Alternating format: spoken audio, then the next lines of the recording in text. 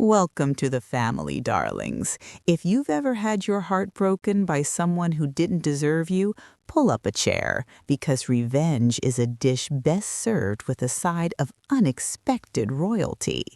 My cheeky daughter swears that if we reach 1,000 new subscribers today, she'll finally stop hiding my spectacles, so help an old storyteller out. Now, let's see how a discarded English miss accidentally married the most powerful man in Europe.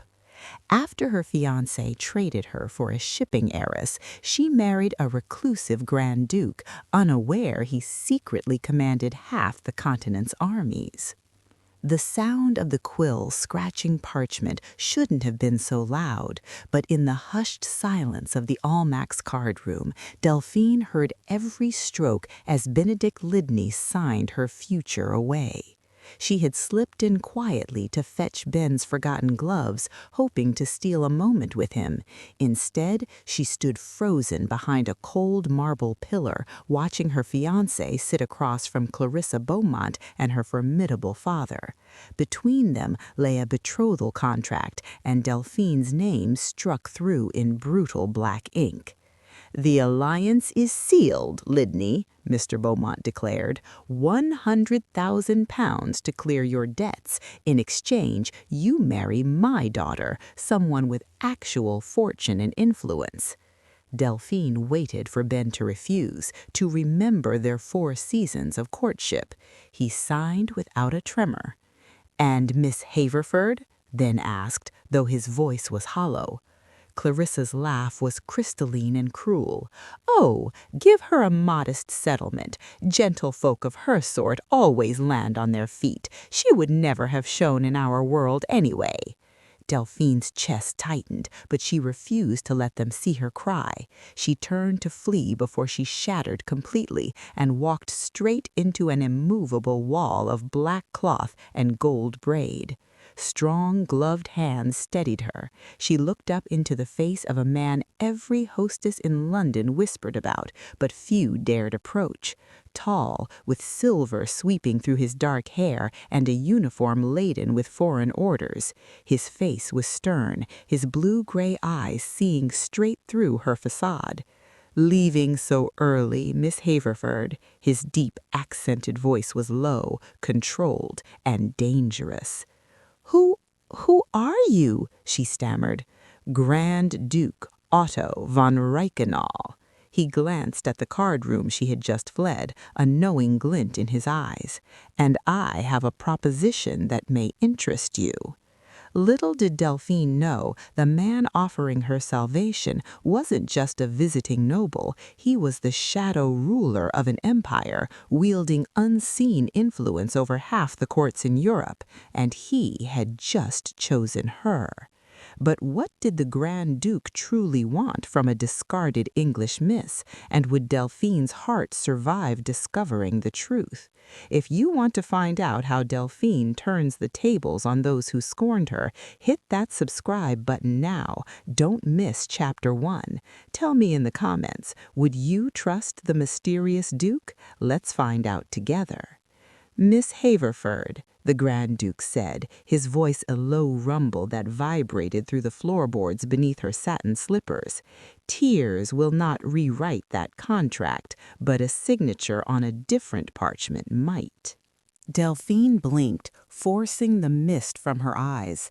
The laughter from the card room drifted out again, Clarissa's triumphant trill and Ben's weak, sycophantic chuckle. It sounded like the funeral knell of her life. She looked up at the stranger blocking her path. Otto von Reichenau was terrifying, undeniably. The scar interrupting his left eyebrow and the severe cut of his black coat spoke of a man who did not tolerate weakness. "Why?" she whispered, clutching her reticule as if it contained the last shreds of her dignity. "You do not know me, Your Grace." "I know that you possess a sharp mind, for I have watched you play chess at the Lady Danbury's salon. I know you are fluent in French and German, unlike the heiress in that room. And I know that I require a wife of gentle birth immediately to satisfy a diplomatic necessity. He extended a gloved hand, the leather creaking softly. "Marry me tonight. By noon tomorrow you will outrank the man who discarded you. You will have protection, a title, and my silence regarding your family's debts.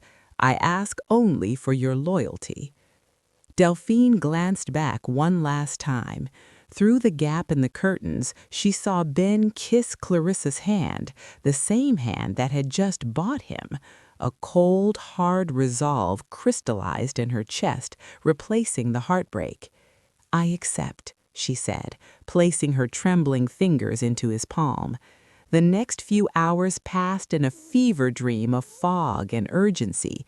Delphine expected a scandal. Instead, she witnessed the terrifying efficiency of the Grand Duke's influence. A special license appeared as if summoned from thin air. A sleepy vicar was roused in a small stone chapel on the outskirts of the city, asking no questions once a heavy purse was placed on his lectern. The ceremony was stark. There were no flowers, no hymns, only the hollow echo of their vows bouncing off the cold stone walls. When Otto slid the heavy gold ring onto her finger, a signet bearing a double-headed eagle, it felt less like jewelry and more like a shackle. "It is done," Otto murmured, his expression unreadable in the flickering candlelight. Before the sun could breach the horizon, Delphine found herself seated in a black carriage with the crest obscured, rolling away from everything she had ever known. The interior was plush, but smelled of dark tobacco and cold iron. Across from her, her new husband sat in silence, reading a dispatch written in a cipher she couldn't recognize. He hadn't looked at her once since they left the chapel. Delphine touched the cold glass of the window, watching the London streets fade into the gray morning mist. She had escaped the humiliation of being a discarded spinster, yes, but as she glanced at the stern, powerful profile of the Grand Duke, a man who commanded vicars and shadows alike, a chilling thought took root. She had prayed for a savior, but she had married a mystery. And in the silence of the carriage, she feared she had just traded a broken heart for a beautiful, gilded cage. Lady Jersey's ballroom was a sea of pastel silks and malicious whispers, the very heart of the London season. At the center of the floor stood Benedict Lidney, a glass of champagne raised high. Beside him, Clarissa Beaumont preened in a gown of ostentatious gold, her smile sharp enough to cut glass. They were seconds away from announcing the betrothal that had shattered Delphine's life only 24 hours prior. "My lords, ladies, and friends," Ben began, his voice booming with the confidence of a man whose debts were finally paid, "I have the great honor to announce—" Thud. The majordomo's heavy staff struck the parquet floor, the sound echoing like a gunshot through the assembly. The violin screeched to a halt. The room turned as one toward the grand staircase. "His Imperial Highness, Grand Duke Otto von Reichenau," the announcer bellowed, his voice trembling slightly, "and his wife, Her Serene Highness, Grand Duchess Delphine von Reichenau." The silence that followed was absolute. It was a vacuum sucking the air from the lungs of every peer present. Delphine stood at the top of the stairs, her heart hammering against her ribs like a trapped bird. She wore midnight blue velvet, a fabric Otto had produced from a trunk that morning, draped with sapphires that made Clarissa's diamonds look like common glass. Her hand rested on Otto's forearm. Beneath the black superfine of his sleeve, his muscle was rock hard, an anchor in the storm. "Chin up, Liebling," Otto murmured, the German endearment stark against the English air. "Do not look at the floor, look at them. They are merely ghosts. You are the one who is real."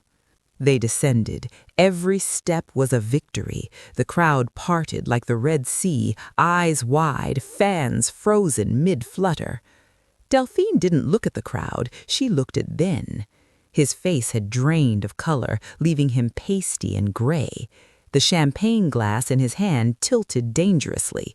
His shock morphed instantly into a crimson flush of rage, a fury so potent it was palpable from 20 paces. He looked from Delphine's sapphires to Otto's imposing height, his jaw working as he realized the woman he had discarded as worthless was now walking a path far above his reach. Clarissa simply stared, her mouth slightly open, the gold of her dress suddenly looking gaudy next to Delphine's regal darkness. But as they reached the ballroom floor, something strange happened. Lord Castlereagh, the foreign secretary, stopped dead in his tracks. But it was the foreign dignitaries, the Austrian ambassador, the Russian envoy, men who usually sneered at English socialites, who reacted most viscerally. Upon seeing the star pinned to Otto's chest and the ring on Delphine's finger, they did not merely nod, they bowed. Low, sweeping bows from the waist, the kind reserved for royalty of the blood. The Russian envoy even took a step back, averting his eyes as if unworthy to meet Otto's gaze. Delphine felt a shiver race down her spine. The Tan was shocked by her marriage, yes, but these men, these powerful men, were terrified of her husband. As Otto guided her past a sputtering Ben without so much as a glance, Delphine realized with a jolt that the man holding her arm was far more than a wealthy duke. He was a force of nature, and she was now standing in the eye of the storm. The mansion on Grosvenor Square was less a home and more a fortress draped in silk. While the exterior blended seamlessly with the white stucco of its neighbors, the interior of Grand Duke Otto's residence operated with the terrifying precision of a Swiss clock. There was no dust, no idle chatter among the maids, and absolutely no clutter. The servants, towering men with accents that hinted at the Austrian Alps, and silent footmen in liveries of slate gray, moved like ghosts. They did not ask Delphine what she required, they simply anticipated it. Delphine found this unnerving. She was accustomed to the chaotic warmth of her family's cramped townhouse, where one had to shout for tea. Here, a cup of Darjeeling appeared at her elbow the moment she thought of thirst. Yet it was the master of the house who confused her most. Otto was often absent during the day, vanishing into the city on business he did not discuss, but his presence lingered in the small, baffling acts of consideration that greeted her at every turn. On her third afternoon, she entered her private sitting room to find a roaring fire built high against the damp English chill. She paused, stripping off her gloves. Ben had always teased her for her poor circulation, laughing when she shivered in the drafty assembly rooms. He had never once offered her his coat. Otto, a man who hailed from the snow-swept mountains of the continent, had ensured her rooms were tropical. On the low table near the hearth lay a stack of books. Delphine ran a finger down the spine of a leather-bound volume, a rare first edition of Byron, alongside latest comedic plays from the London stage. He had filled the shelves, not with the heavy, dry political treatises she expected a foreign dignitary to read, but with the literature of her heart. "You are comfortable, Herzogin?" She spun around. Otto stood in the doorway, removing his riding gloves. His expression was as stoic as ever, but his eyes tracked the book in her hand. Yes, Your Grace, it is more than I expected," she admitted, her voice soft. "How did you know?" "I observe," was all he said, before bowing stiffly and retreating to his wing of the house. For the first time in years, Delphine felt truly seen, not for her dowry or her connections, but for herself. A warmth that had nothing to do with the fire bloomed in her chest. Later that night, however, the warmth turned to a chill. Unable to sleep, Delphine wandered the silent corridors in her dressing gown, the heavy silence of the house pressing against her ears. As she approached the library on the ground floor, she saw a sliver of light beneath the heavy oak door. It was usually left ajar for her, but tonight the handle refused to turn. Locked. From within, a low, urgent murmur drifted out. It wasn't the casual tone of a gentleman enjoying a late brandy, it was the sharp, clipped cadence of an argument. Imperial decree implies war, Your Highness. If the courier is intercepted before he reaches Vienna, then ensure he is not. Otto's voice cut through the wood, cold as steel and terrifyingly absolute. The map must be redrawn before the season ends. Delphine stepped back, her breath hitching. The floorboard creaked beneath her foot, loud as a gunshot in the quiet hall. The voices instantly ceased. The light beneath the door was snuffed out. Heart hammering against her ribs, Delphine fled back into the shadows, realizing that the heat and the books were merely comforts for a prisoner in a game she did not yet understand.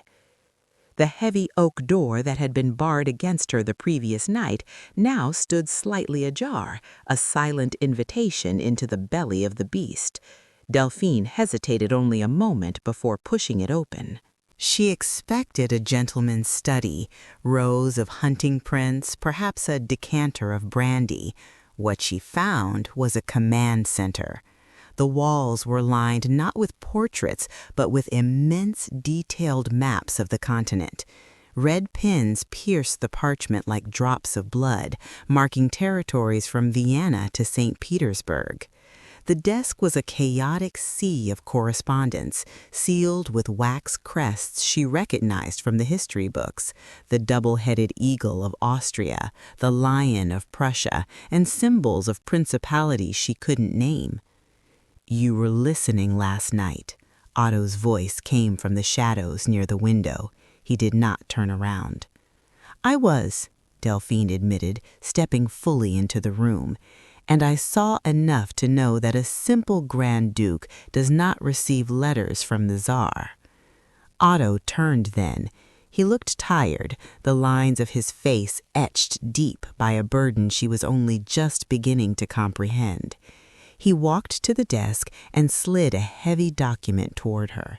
It was a treaty, drafted in French, but the margins were filled with Otto's own sharp handwriting, corrections, demands, ultimatums.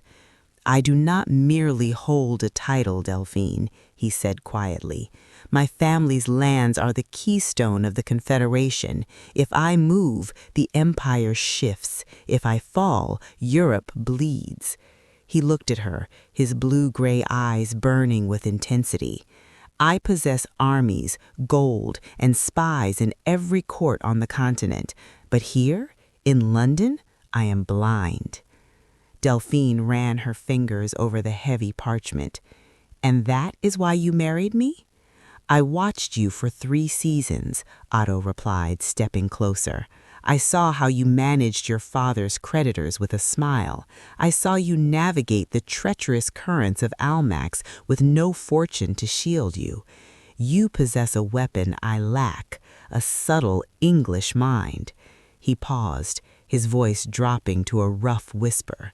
"I do not merely need a broodmare, Delphine. I have generals for war.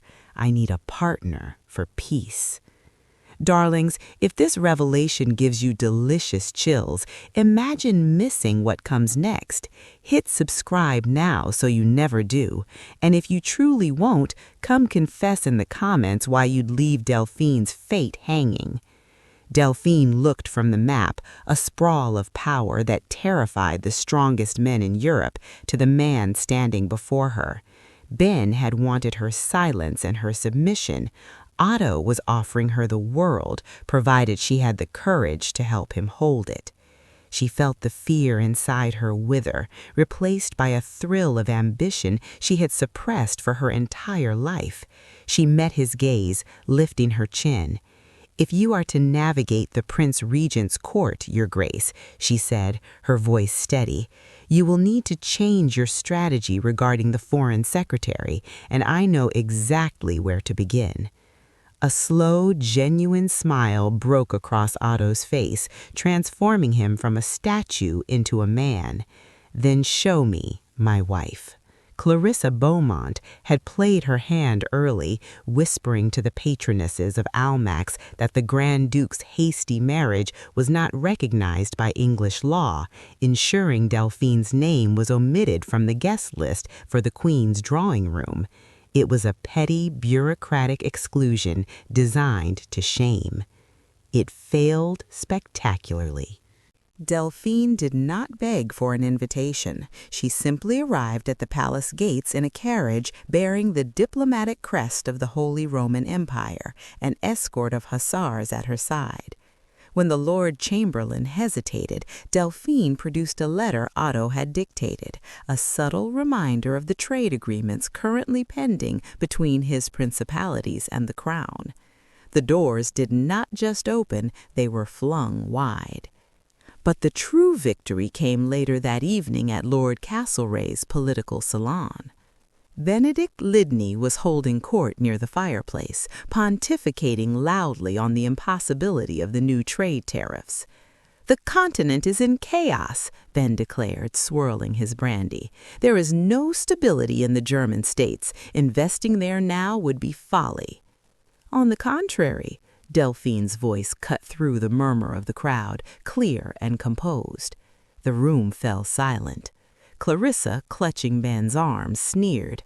"My dear Delphine, surely you aren't suggesting you understand the complexities of the Bourse?" "I am suggesting," Delphine said, moving into the light, "that Mr. Lidney is working from maps drawn before the Congress of Vienna. The stability he questions is guaranteed by 3 treaties signed last week, treaties which, if I recall correctly, lower the tariffs on English wool by 20%. She turned to the Foreign Secretary with a gracious nod. "Is that not so, my lord?" Lord Castlereagh blinked, then smiled. "Precisely so, Your Highness. You are remarkably well informed." Then turned a furious shade of crimson as the circle of peers shifted, backs turning against him to face Delphine. From the corner of the room, Otto watched, his arms crossed, a rare burning pride in his eyes. He raised his glass to her, a silent salute. Later that night, the air in the map room was different. The strategy session had ended hours ago, yet neither moved to leave. The firelight danced over the scattered papers, softening the sharp angles of Otto's face. "You destroyed him," Otto murmured, stepping closer than was necessary to view the dispatch on the desk, "without raising your voice." "He destroyed himself," Delphine whispered. She felt the heat of him through her silk sleeve. "I only held the mirror." Otto's hand brushed hers as he reached for a quill, his fingers lingering. The touch sent a jolt through her that had nothing to do with politics. His gaze dropped to her lips, the distance between them shrinking to a breathless inch. "Delphine," he began, his voice rough with something that sounded dangerously like hope. A sharp knock at the door shattered the moment. The butler entered, his face pale, carrying a silver tray. On it lay a single letter, sealed not with wax, but with lead, and stamped with the heady, predatory outline of the imperial eagle. Otto's face hardened instantly, the warmth vanishing as he seized the missive. He broke the seal, read the single line within, and when he looked up, the husband was gone. The Grand Duke had returned. "We have been found," he said. The chessboard sat between them, a familiar battlefield that had transformed into a sanctuary. Outside, the London rain lashed against the window panes, but inside the library, the firelight cast a golden, intimate glow over the ivory pieces. "You sacrifice your knights too easily, Otto," Delphine murmured, moving her bishop to block his advance. "I was taught that victory requires sacrifice," Otto replied, his voice devoid of its usual command. He stared into the flames, a glass of brandy forgotten in his hand. "When I was a boy, my father took my favorite horse to lead a charge. He told me that a ruler does not get to keep the things he loves, he only gets to keep the things he can defend." Delphine looked up, her heart aching at the bleakness in his eyes. For weeks she had seen the Grand Duke, the strategist, the diplomat, the power. Tonight she saw the man beneath the gold braid, a man who had built an empire to fill the void where his happiness should have been. "I was taught to be pleasing," she confessed softly, her hand hovering over the board. "To be quiet, to be grateful for whatever scraps of affection came my way. When Ben left me, I didn't just lose a fiancé, I lost the belief that I was enough to be chosen." Otto reached across the table, his fingers capturing hers not as a conqueror, but as a supplicant. The contact sent a jolt of warmth through her that silenced the storm outside. "You are more than enough, Delphine," he said, his thumb grazing her knuckles. "You are the only person who has ever looked at the map of my life and seen the man, not the territory. I do not want to defend you as a possession. I want to cherish you as my equal." The air between them grew heavy, charged with a terrifying, beautiful fragility. The strategic partnership had dissolved, leaving only two lonely souls who had found their match. Otto leaned in, his gaze dropping to her lips, and Delphine leaned to meet him, her breath hitching. The library doors crashed open. The intimacy shattered like glass. A courier, drenched and mud-spattered, stumbled into the room, bypassing the shocked footman. He fell to one knee, thrusting a damp packet toward the Grand Duke. "Forgive the intrusion, Your Imperial Highness," the man gasped, "but the encryption was broken. We have the names of the financiers backing the coup in Vienna." Otto stood, his tenderness vanishing instantly into cold fury. He tore open the packet, his eyes scanning the list. When he looked up, his face was a mask of disbelief and dark rage. "It seems your former fiancé has grown ambitious, Delphine," he said, his voice deadly quiet. "Benedict Lidney and the Beaumont shipping fortune are not just investing in wool, Delphine. They are funding the insurrection against my crown." Delphine froze. The petty cruelty of the ton had escalated into treason. Ben and Clarissa weren't just trying to ruin her social standing anymore. They were trying to destroy the man she loved. Carlton House was a spectacle of gold leaf, ostrich feathers, and the suffocating scent of expensive perfume. It was the apex of the season, and Benedict Lidney stood at the edge of the ballroom floor, Clarissa Beaumont on his arm, looking like a man who believed he owned the world. He had wagered everything on the insurrection in Vienna, expecting the Grand Duke's fall to be his own rise. He was wrong. The music ceased abruptly as the Prince Regent rose from his velvet throne. The room fell into a hush so profound one could hear the rustle of silk. "My lords and ladies," the prince boomed, his gaze sweeping over the crowd before landing on Otto. "Tonight we honor a man whose tireless vigilance has preserved the peace of Europe, Grand Duke Otto von Reichenau." He paused, turning his eyes to Delphine, "and his consort, whose intellect has saved this crown from a grave diplomatic error. Step forward, your highnesses." Delphine felt the weight of 1,000 stares as she ascended the dais on Otto's arm. The prince bowed to her, a gesture that sent a shockwave through the room. "However," the prince's voice hardened, "peace has enemies. It has come to our attention that certain subjects have been funding rebellion against our allies." He gestured to the guardsmen who materialized from the shadows.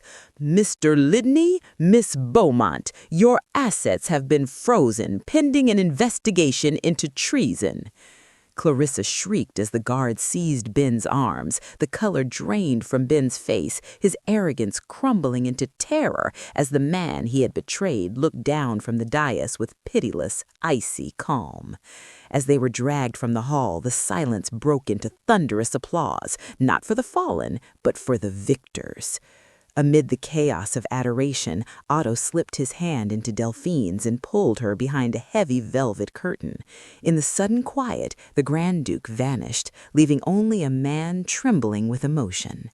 "They applaud the victory," he whispered, cupping her face, "but I only care that you are safe.